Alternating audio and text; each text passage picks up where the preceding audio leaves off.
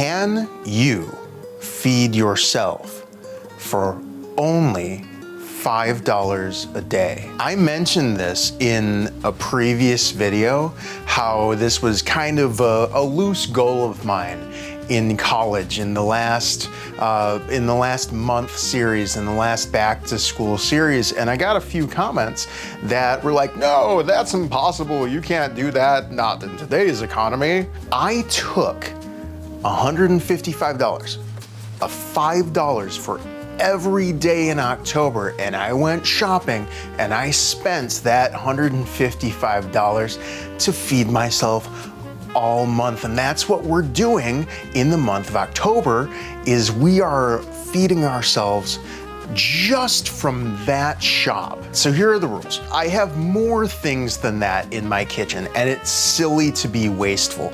So this is sort of like a medium intensity thing. I don't have like a 3-month pantry, but if push came to shove, I could feed myself just on what I had for a month. I have a whole bunch of seasonings, I have a whole bunch of oils, but for instance, I didn't have a high heat oil, so I needed to buy that and include that in the budget. The rest of this is just gonna be me getting creative with all of my ingredients. So let's get into it. First, I'm gonna make a pie crust, and we've already done this on the show, so I'm not gonna go into a lot of detail about it. Before on the show, we used tallow, which is rendered beef fat. This time, we're using butter. If you want to check that out, I'm gonna link everything that I'm talking to at the end of the video so that you can view at your leisure. The main thing to keep in mind when you're making decisions about pie crust is that you want everything to stay as cold as possible for as long as possible. So I'm gonna do things like add ice water, make sure my butter is nice and cold before I put it in. I'm going to knead it quickly so that the warmth from my hands doesn't warm up that butter, and I'm gonna separate it into a couple of different balls that I can put in the refrigerator so that when I'm working with one, I'm not warming up all of the pie dough. Now I have these stoneware bowls, and stoneware is a little bit special because it is oven safe to a point. You need to start it in a cold oven and preheat from there. So it's not like you can just pop it in the oven, but with a little bit of care, you can make this into a cooking vessel, and that's exactly what I'm going to do. I'm going to put my pie filling in the bowl, I'm going to negate the bottom crust, and I'm going to put a crust over it. But what are we going to put in this pie? Well, I bought 2 whole chickens for the month, and this week we're going to use the drumsticks. Now, drumsticks have a lot of skin, a lot of fat in the meat and on the skin. So what I'm gonna do is I'm gonna get this all into a pot with a lid with some of the extra skin that I was able to take off of the chicken. Cold pan. Make sure it's cold. That's how you render the most fat out, and bring it up slowly. I'm gonna kick this to about a medium on the slowest burner I have, which I know is a very specific thing to me, but I think I've had good and bad burners on every single stove that I've had, so it'll get there eventually. Once that chicken has released a whole bunch of liquid, I'm gonna take the drumsticks out of that pan and any sort of excess skin that I can get my hands on. I'm not gonna worry about it too much. And in this pan, I'm going to make a roux, and that is just fat and flour. Now, there are a lot of different ways you could go with this, and I did have my heat a little bit too high, but that's okay. I was able to scrape off the flour from the bottom of this pan. And when your fat and flour combine, they make this sort of paste, and that is what cooks. And you want to cook that and move it around kind of constantly until it reaches like a golden light brown color. And that's a little bit hard to tell because the chicken fat already has some color to it, but pay attention, give it 3-4 minutes, and then we're gonna go in with our chicken stock. Now this is a good time to mention that the extra content for my Patreon subscribers and now my YouTube members at the $10 a month level, at the duck egg level, is this entire grocery haul and the prep from that grocery haul. So if you'd like to see that whole philosophy, how my mind works when I shop and how my mind works when I come home and I'm getting it all ready and prepped up, you can now click on the YouTube membership and get all of that content, the exact same content that you would get on Patreon, but you don't have to leave YouTube. All right, so back to this roux. I used, in combination, because I didn't add it all at once, I probably used about 1/4 to 1/3 of a cup of flour. And that's because I wanted a lot of gravy. Now you'll come to a point in the initial flouring where that fat can't really hold on to any more flour. I wanted more gravy, so what did I do? I added stock, I brought it to a liquid, I added more flour, and this will simmer and cook while you're going on. The initial roux, the initial browning of the roux is gonna have a lot of flavor, and the rest of it is gonna be pretty much just thickener. So while that chicken was cooking and rendering off all of that fat that we were gonna make our gravy with, I'm gonna make a little bit of pie filling. I'm gonna make the vegetable portion of everything. And into a pan with some of my high heat oil, I'm going in with 1 onion. 1 onion diced to the consistency, diced to the shape that you want it to be. If you want it to be a little more chunky in this pot pie, that's what you can do.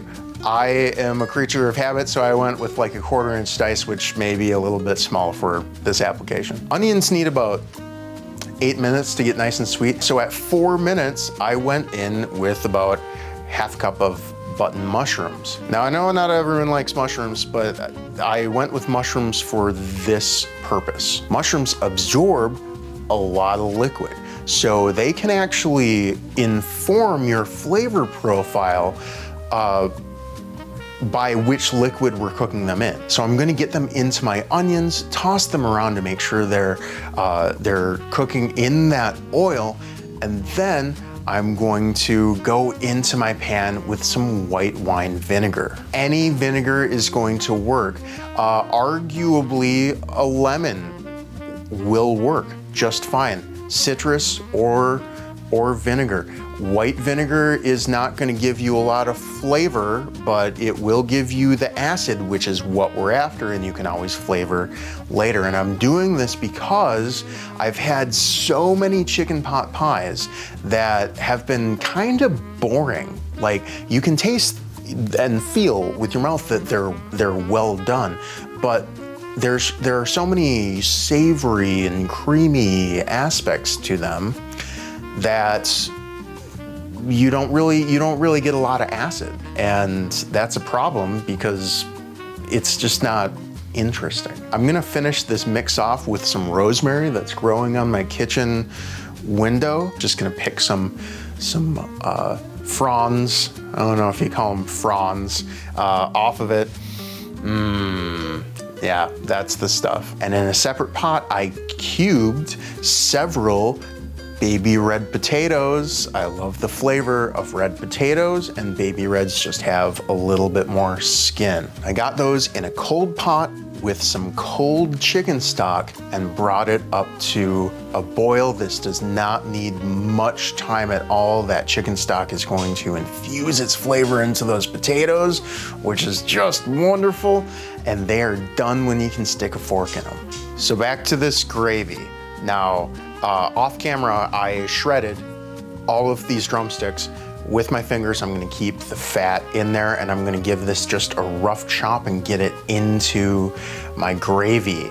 Now, this gravy contains the chicken fat, the chicken stock, the chicken itself, some onions, some mushrooms, some rosemary, and I'm gonna take all of these potatoes and I'm gonna separate them into the 3 bowls in sort of equal portions and put a ladle of this gravy over the top of each. I think I actually did a ladle and a half, and I'm gonna cover them with a pie round. Now these pie rounds, I rolled this dough out to about a 1/4 inch thickness, and I use the bowl again as a stamp, as a mold, and I just made a couple of those that I'm gonna separate with parchment paper, and I'm gonna stick in a baggie in the freezer so I can pull them out as I need them. So we just have pie crusts at the ready. So you're gonna cover these with those pie crusts. Make sure to let them breathe a little bit. I have little slits in a couple, and then I made a hole in one to try to get a nice thumbnail picture here. And the last thing I wanna do is an egg wash on them. Now that's just an egg beaten up with about a little spoon of water and brushed on top, and that's gonna get this nice and golden brown. So what else am I gonna do here? I'm not just gonna eat chicky pot pies all month, or all week, but I can use this gravy in different applications. And what says gravy better than biscuits and gravy? So I'm gonna make cream biscuits. Now these are not buttermilk biscuits, and arguably I like buttermilk biscuits more, but they're a lot more work, and I like these about 90% the same. We've also done this on the show before, so I'm not gonna go into a lot of detail about it, but it is equal parts by weight of all-purpose flour and heavy cream. We're doing this a little bit more on the cheap, so I'm going half cream, half milk, which actually makes this half and half. Salt and baking powder, and then I'm going to flavor this with the marjoram that we bought on our grocery haul and a little bit of cheddar cheese. Make these nice and savory. We're gonna separate these into about 6 different biscuits. I also have some freezer bacon that we froze in strips. I'm just gonna take 2 of those out, put them on the parchment paper, and then we're gonna work on our last meal, which is not gonna be that intensive because we only have 2 days left of the week and we're gonna bake 2 potatoes. So you're gonna get all that on sheet trays, preferably parchment lined, and we're gonna throw it into a cold oven. Now, the stoneware needs to come up from cold. The bacon benefits from coming up from cold. Everything else will adapt. I'm gonna have to keep my eye on everything else, but it will get there. And I'm gonna put these on separate trays so that, number 1, because I have a lot of stuff, and number 2, so I can pull things as I need. If something gets a little too done or is getting there before everything else, I can pull it out. So now we have the question of sides. We have the question of what am I gonna eat with these things? And largely throughout the month, I'm gonna go with the 1 meal a day philosophy.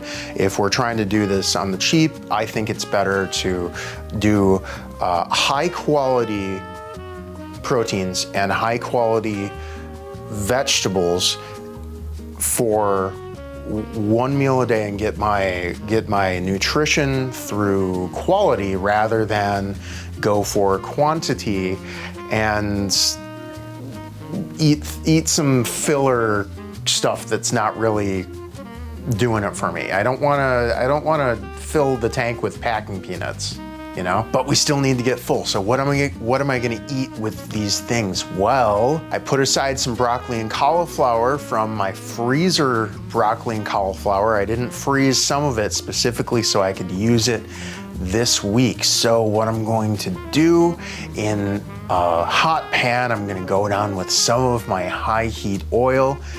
I'm going to get my cauliflower in first because that's gonna take a little longer. And after a few minutes after I've turned that, I wanna go in with my broccoli, and then almost immediately some chicken stock. Now I want everything sort of coated in this chicken stock, but after it is, I'm gonna put the lid on this and I'm gonna let it steam in that chicken stock. Keep an eye on it. You don't want your stock to run out. You don't wanna burn the bottom of the pan. You still want some when you lift the lid off, when the broccoli is nice and green, everything's gonna be done. And then you can reduce your stock. You want it to be coating your vegetables is the point. Now you can definitely do all of these separately and season them separately and then form their own flavor profiles. This is just an easy thing where I'm doing the one thing. And then I'm gonna season these very simply with some salt and with some garlic, some granulated garlic. Garlic wasn't in the budget, but I had a whole bunch of this granulated garlic, so that's what we are using. And then with the biscuits and gravy, I'm gonna serve a little green salad, and salad dressing is one of the easiest things ever. I don't think I bought a salad dressing in years. This is just 1 part the acid of your choice, citrus or vinegar. And we're gonna fill that in with a little of this mustard powder that was a part of our grocery haul, just to kind of set the emulsion. Mustard will stick to both fat and water. And then a little marjoram, because we used marjoram in the biscuits. So we want these flavors to go together. Marjoram in the biscuits, and I'm using apple cider vinegar in the dressing because this bacon is applewood smoked bacon. Everything goes together. Don't forget to salt that. Whisk it and slowly whisk in some olive oil. So we want 1 part vinegar and 3 parts oil. And this is gonna make about 2 servings of dressing. So I'm gonna get 1 of these servings into a container, and I'm gonna take this other serving and I'm gonna toss some romaine lettuce. All right, I prepped this lettuce also on the Duck Egg show, and I'll take the lettuce I'm gonna use, I'll toss it in the vinaigrette, and I'll take the spare vinaigrette and I'll put it in the container with the rest of the lettuce to use next time. The last thing I'm gonna do is take a couple of these cherry tomatoes and I'm gonna stick them between 2 plates and run a knife in between those 2 plates. And when I lift up the plate, then I have some perfectly in half grape tomatoes that I'm gonna dress very simply with a little bit of red wine vinegar, a little bit of oregano. All right, so this is like 3 days worth of meals here, so I'm just gonna take a bite of each. Obviously, we have more food on some plates than others, but I really tried to make them all like an equal amount of filling. Gravy's very filling, the biscuits, the pie crust, whatnot. I also have more stuff, more sort of snacky stuff in the fridge. I have strawberries, I have some apples, I have plenty of things like, oh, hey, I also made these sun teas. I made them in sort of a concentrate so that I could fill them in with seltzer water. Everything's so buttery right now.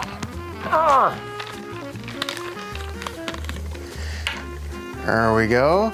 And I'm gonna get about 18, I am gonna get 18 carbonated beverages out of this box of fruited tea, if this works out. And if it doesn't, I've only spent $3. So, first, we're all here for the food. The potato, let's check this out. This is a Yukon Gold potato, and Yukon Golds kind of span the gap between the starchy potatoes and the waxy potatoes, so they're a good like all-purpose potato. Let's just see. Yeah, fills out the potato really nicely. I like that a lot.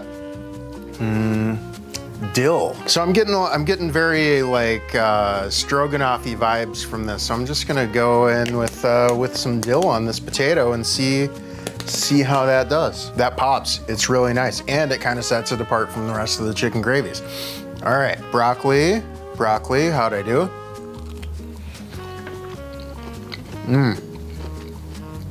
Beautiful. The fronds, the leaves. Yeah, it's just infused with the chicken stock flavor. That's great. Breakfast for dinner, or I guess breakfast for the only meal. I didn't show you, but I did take that egg wash. I added an extra egg, whipped it up, and that's scrambled eggs on my plate. So I didn't waste the rest of the egg wash that wasn't used on the pie crust. Let's check it out. Eggs are fluffy and beautiful. Bacon, I love that oven method. This is gonna be beautiful and meaty bacon. And our cream biscuits, which are really half and half biscuits at this point.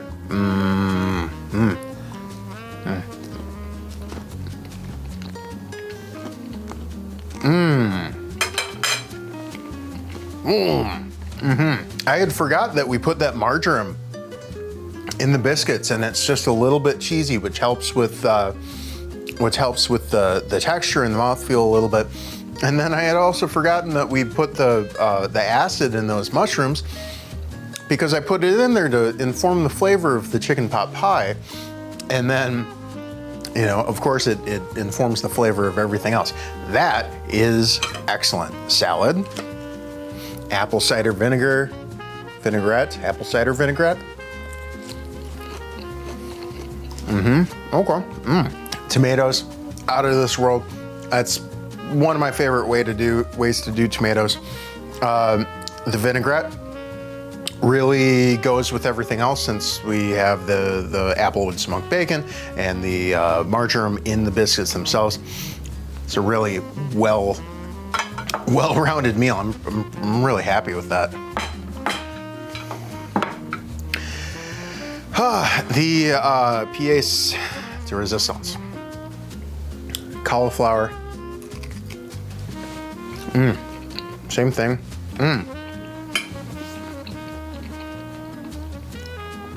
Because of the texture of the cauliflower, that chicken stock in there reads as very creamy. This is nice here. We have our gravy. We have the potatoes in the gravy that's on everything else.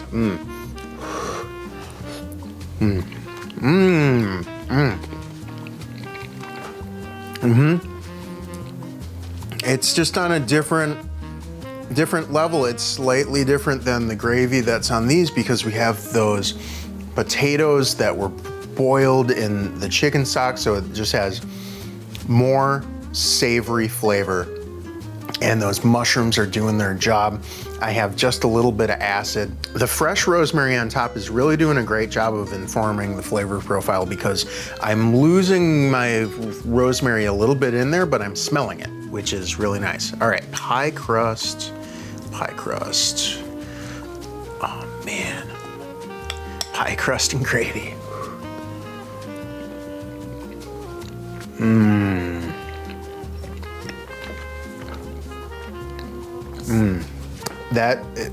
They all just get better than each other. Good, better, best. I love this one, and really, I got 8 servings out of all of this, because I had meant to make 3 pot pies, 2 of this and 2 of this. 2 biscuits ended up being enough for this guy, so really I got 3, 3, and 2.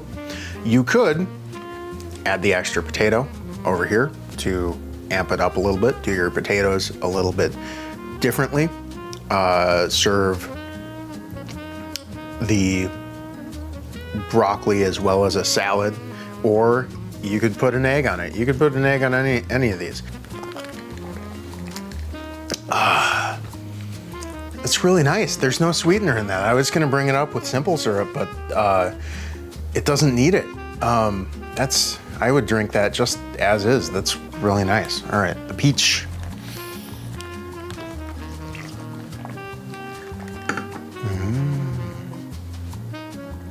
That is like, it's like a sparkling white wine. This is really good.